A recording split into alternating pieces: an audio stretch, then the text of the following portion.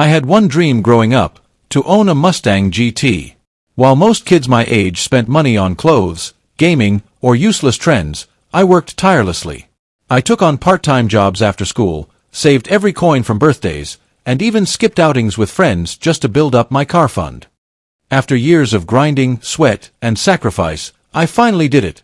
I bought my dream car. That sleek Mustang GT wasn't just a machine, it was the symbol of my dedication, the proof that I could turn hard work into reality. But happiness in my family was never safe. My younger sister, Alina, was the golden child. Spoiled, pampered, and treated like a princess, she always got what she wanted, while I had to earn everything. And when she turned 18, she demanded her own car. Not just any car, a luxury one. Instead of telling her to work for it, my parents made the most heartless decision of my life. One morning, I walked outside, keys in hand, only to find the driveway empty.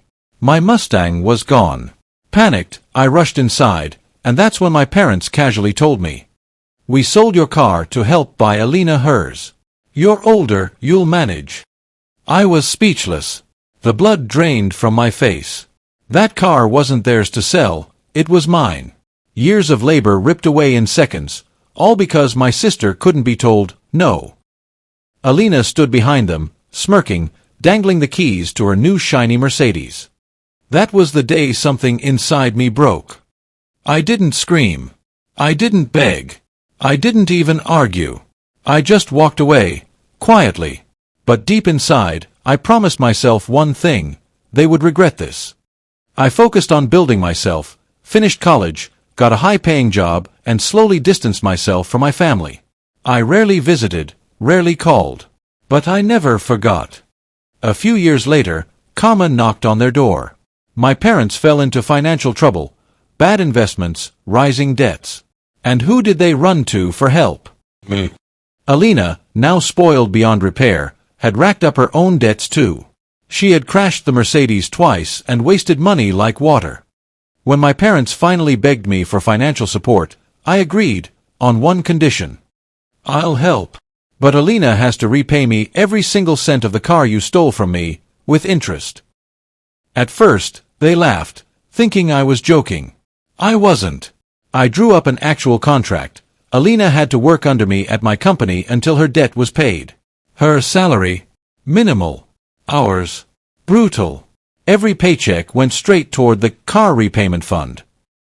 She protested, screamed, even cried. But with my parents drowning in debt, they had no choice but to force her to accept. For 2 years, Alina worked under me. Gone was the spoiled princess lifestyle.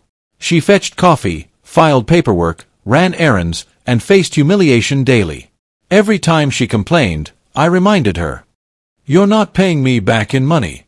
You're paying me back in dignity too." My parents watched helplessly as their golden child transformed into a frustrated shell of who she used to be. Their guilt grew heavier with every passing day. Finally, after 2 long years, the debt was cleared.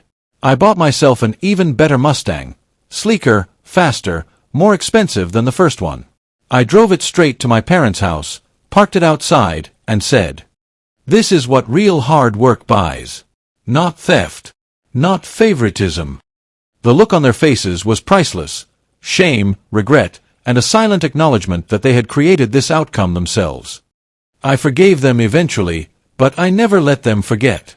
Every time my parents see me behind the wheel of my Mustang, they're reminded of the day they sold my dream for someone else's greed, and how I made them pay for it in the most poetic way possible. Because sometimes, revenge isn't about rage. It's about making people live with the weight of their own betrayal.